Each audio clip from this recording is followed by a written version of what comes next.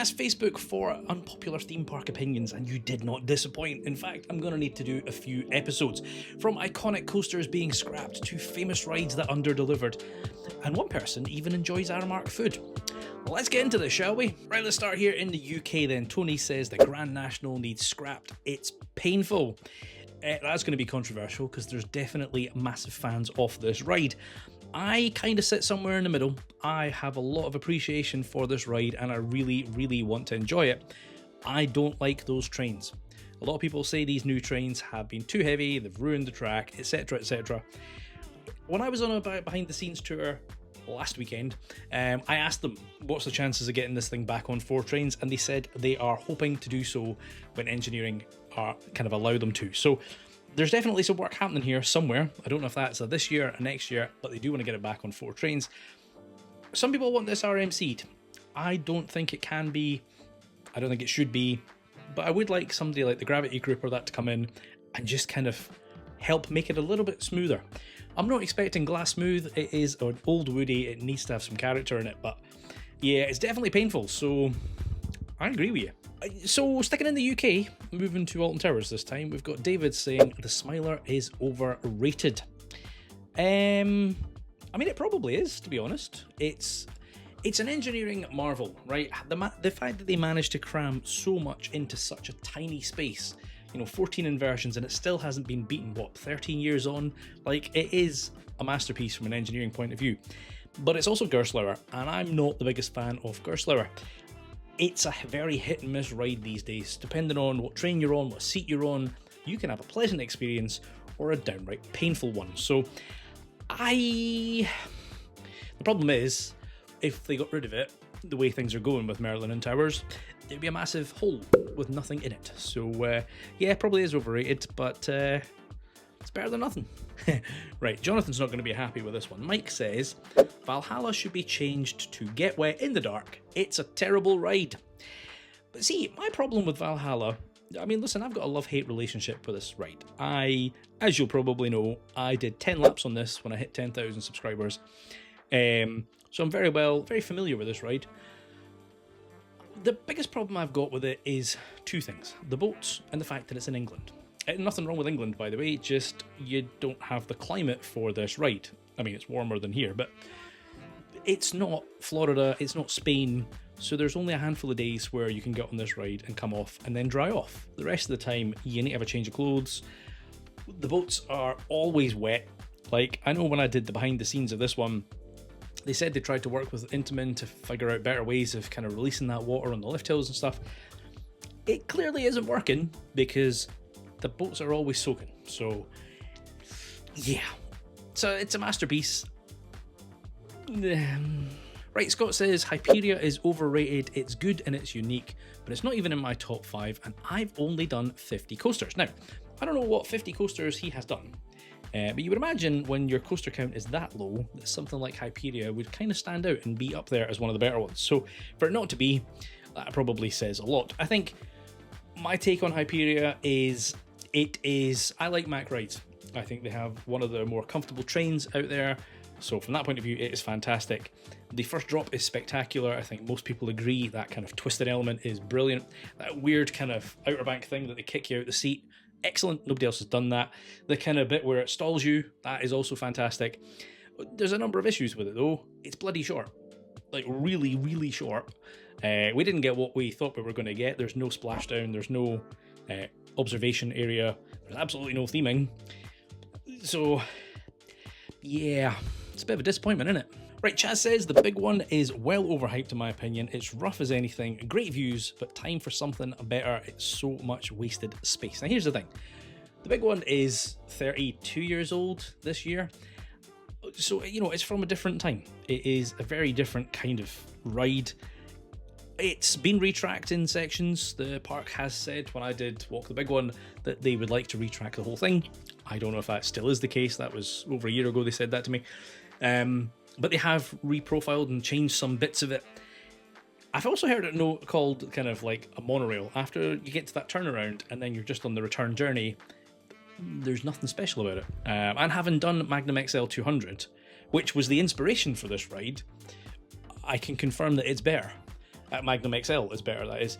It's got some bonkers airtimes hills, and the big one doesn't. So I don't know about waste of space though, because I mean it kind of sticks to the perimeter of the park, so it's not really using up a huge amount of space. Maybe a little bit over the Chinese puzzle maze. If there ever is a time that this ride goes though, I don't know how they're going to do it, because it touches so much of the outside of the park that you can't do it whilst the park's open. You probably can't do it in a winter season either. So yeah, I'm sure it's here for a little bit longer. Right, Aaron says increasing coaster count with kiddie coasters is super cringe. I feel targeted. I am that guy. I will do that coaster credit just because it's a completionist thing. So yeah, I'm guilty of that. Don't get me wrong, I'm not going to be running to Bluey. I will get on it at some point, but you know, I'm not like desperate to get the cred or be one of the first to get the cred. But you know, cred's a cred. Right, Oliver says Colossus is the UK's best coaster. It has amazing pacing that feels even faster thanks to its near-miss elements and head choppers. It feels faster than Hyperia, which actually goes about twice the speed. Colossus was also the coaster that put Thorpe Park on the map. No other coasters would have been built if it wasn't for the success of this, and it also has the best soundtrack. Everyone would agree with me if it had the new trains because they are more comfortable. So those of you that maybe don't know, Colossus is almost identical to Sick at Flamingo Land. There's a few subtle differences in the lift hill and the first drop, but beyond that it's basically the same layout. The key difference is Sick has the modern trains with lap bars, and Colossus has the big bulky over-the-shoulder restraints. Now I'm a short guy, I'm only 5'6", and I struggle to get in Colossus because it's just, there's not enough space to kind of manoeuvre. So if you're tall, good luck. I kind of get what you're saying, that because I think Sick is better, maybe if I had those trains it would make a huge difference. Although somebody said it can't be retrofitted with those trains for some reason. Don't know the technicalities of it, but yeah, it's definitely not the best coaster in the UK. Right, we're about halfway through the video, and if you're wondering where I get these from, I often put posts like this up on Facebook, so make sure you're following me over there to be involved in future videos. If you are enjoying this one, smash that like button for me. Right, I don't know what Scott means here, because he said, I think it's better to charge for parking than have free parking. Now, the only thing I can think here is that kind of makes sense in a park that is in a built-up area. So, for example, Blackpool, right? Because if their car park was free, well, people who were not using the park might use the car park unless they checked for a ticket or something. But somewhere like Alton Towers, where you've got no choice, it's the only place you can park your car, and it's, you know, it's not the most expensive, and when Universal comes here, I guarantee the prices are going to go through the roof. Still just free money for them, right? And yeah. Right, Maria says Spinball Whizzer is actually really comfortable for people with long legs. Well, I'm not a person with long legs, so I cannot pass an opinion on that one, but I can't imagine it would be. So if you are somebody with longer legs, let me know if you find it comfortable, because it doesn't look like it would be. Right, Kaylee says the Swarm is better than Hyperia. There you go, I bet I get some stick for this one. You're not going to get any stick from me, because I agree with you. I like Hyperia, as I said earlier, but I really like Swarm. I do like wing coasters, I like that wing coaster, it's very well themed. I think it's the better of the two coasters in the park, so maybe I'm going to get some stick for it too. Steven says, I love how glass smooth Saw the ride is. I mean, to me it feels more like there's glass on the track than it is glass smooth. I think this is another one where the train and the seat makes a huge difference. I'm sure somebody worked this out, that one of the trains in a certain row is way more comfortable than all the rest of them. Which is kind of annoying, right? Because you can't pick the train or the row. Well, you can sort of pick the row, but you can't pick the train. So, yeah, I definitely don't think it's glass smooth. Right, David says fast passes should cost the same as 3-day passes. People using them make the queues longer for everyone else. I completely agree with you on this one. I'm somebody who's used FastPass. I will probably use FastPass again. If I'm traveling and I've got a very short amount of time in a park and I need to get on everything, I will happily pay the money. But I completely agree that it should be very expensive. And the reason I think that is because if you look at Disney has gone the other way. Their Genie Plus is what, $15, $20 a day? And everybody complains Disney's really expensive, and then you've got to pay this.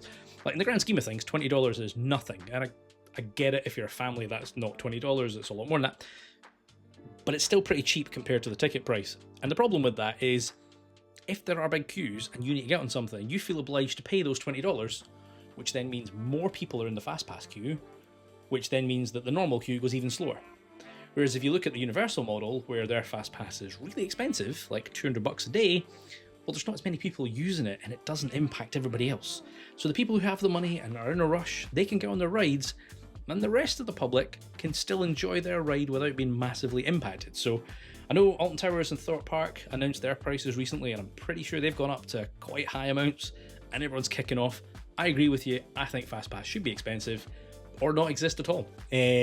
George, we need to have a word. So he says here, Aramark food at Alton Towers Hotel was amazing.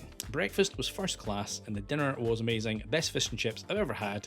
And with Merlin annual pass discount, it was good price too. Well, I've stayed in that hotel many times myself, both before Aramark took over and after. And I personally disagree with you on that one, that I think the food was better before. I stayed there last year. I thought the breakfast was terrible. Maybe you got the good chef and I got the bad chef. I don't think it is. But this one's curious. Stephen says lap bars such as Icon and Velocicoaster are the worst. I don't know in what context they're the worst. They're certainly, I think, more comfortable, more freeing, which kind of means you get to kind of move around a bit more and get like more of an experience on the ride. Maybe for some people that makes it more terrifying, less safe. It is perfectly safe, by the way. And I guess that's one of my frustrations, is you look at Polton's Park, who are just putting their new Gerstlauer ride in.